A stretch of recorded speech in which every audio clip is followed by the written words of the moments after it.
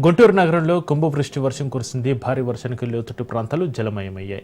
ప్రధాన రహదారులన్నీ కూడా చెరువులను తలపించాయి. డ్రైనేజీ కాలువలు పొంగి రహదారులపైకి నీరు చేరడంతో వాహనదారులు తీవ్ర ఇబ్బందులు పడ్డారు. వంతెనల కిందకు వరద నీరు చేరడంతో ఆ మార్గంలో రాకపోకలు నిలిచిపోయాయి.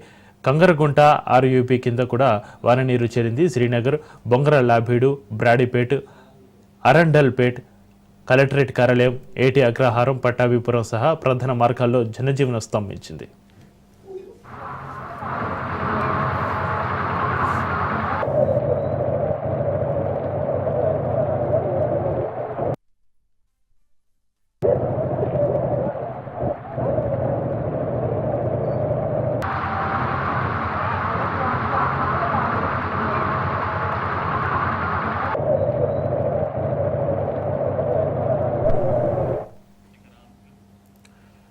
గుంటూరు నగరంలో కుంభవృష్టి వర్షం కురిసింది. భారీ వర్షానికి లోతట్టు ప్రాంతాలు జలమయమయ్యాయి. ప్రధాన రహదారులన్నీ కూడా చెరువులను తలపించాయి.